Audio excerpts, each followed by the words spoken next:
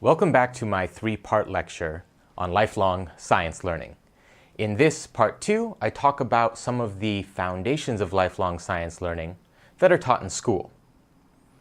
School is actually a critical time to build this foundation because, well, we don't spend that much of our time, that much of our life in the classroom. There are a lot of critical skills we can learn in a short period of time at early stages in our lives. In the previous lecture, I concluded with this diagram reviewing some of the many ways that, well, schooling can cultivate these skills toward lifelong science learning. I'd like to spend a little bit of time focusing on the role of informal science information sources.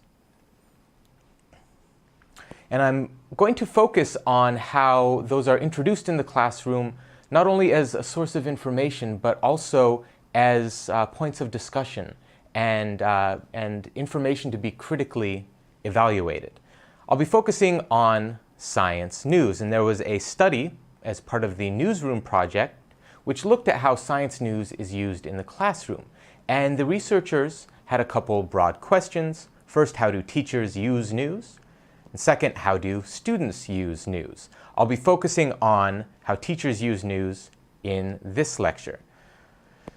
So they asked all of the different ways that teachers use news, science teachers use news in the classroom, and they found that, well, quite a few don't use science news in the classroom, but a lot do. And they use this news as part of their instruction.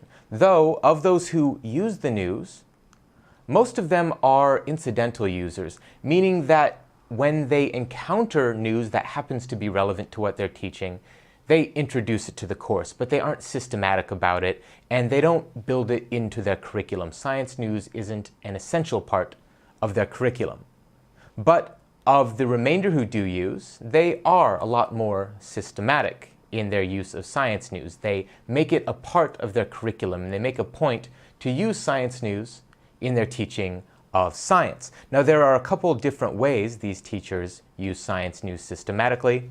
There are those who are reactive, meaning that as they encounter science news, they find what is relevant and they bring that into the classroom, but it's more passive. Yes, they're actively interested in using science news, but they take it as they encounter it. And this is in comparison to those who are proactive. These are those who have specific news items in mind, relevant to specific lessons in the classroom, and they go out and find those news stories and bring them into the classroom. Now, whether a teacher is more proactive or reactive isn't that critical, because in both situations they are actively using science news as part of their curriculum.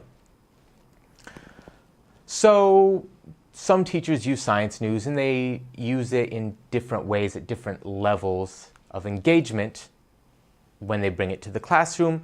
But why do teachers use news? What is their motivation for bringing news into the classroom? That's a good question to ask, because it says a lot about what the students stand to learn from the science news. So one of the main reasons that teachers use science news in the classroom is to show a link to the real world and to show the relevance of science.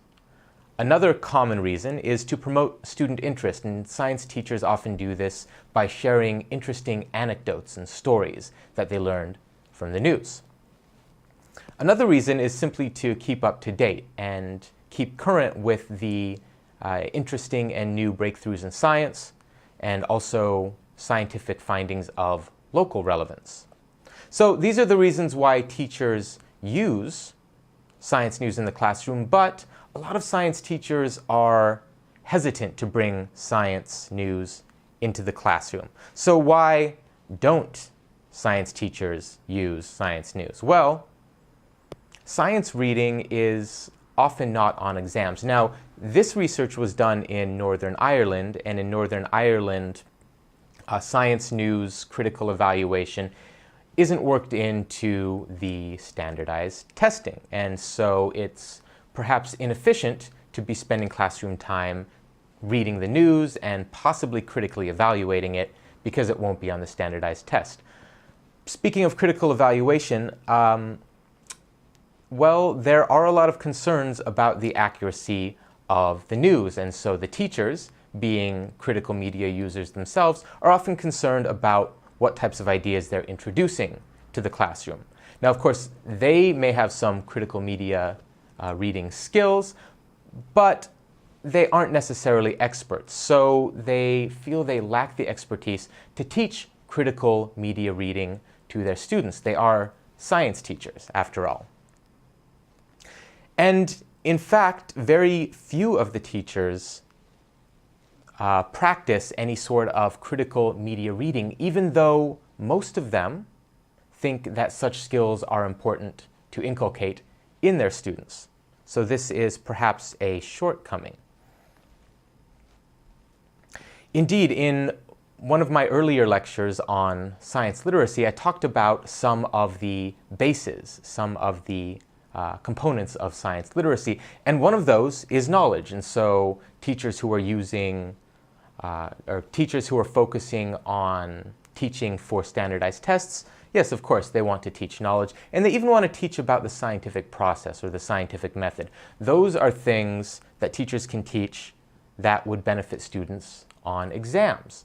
But then there's this whole other aspect of science literacy, the relevance of science and technology in society. And this is where critical media reading skills are essential. Now, in some curricula, there is more of an emphasis on the role of science and technology in society. The earlier example I gave was from research conducted in Northern Ireland, but there was some other research conducted in Alberta, Canada, where there is much more of an emphasis on science, technology, and society as a component of education. And because science, technology, and society is part of the core idea of education, it gets built into the curriculum. And as a result, a lot of science teachers bring science news into the classroom, and there's a lot more systematic use of science news in the classroom. And in addition, and this is what's important, there's actually a lot of critical media reading that is taught in the classroom, a lot of media literacy skills as it relates to science news. And so the classroom can be a critical point for young people to develop an interest in science and start to develop skills for critically reading science news and critically engaging with science issues and developing conversations with friends and family and leading into hobbies and visiting museums with the family and all of these other interests that can come out of being engaged with science. And there are ways that that can be fostered at an early age within schools. And so even though the school systems, primary and secondary, are a formal education system, they really do plant the seeds for an interest in science that can develop into lifelong science learning. As always, I've included links to relevant readings in the description. Thanks for watching.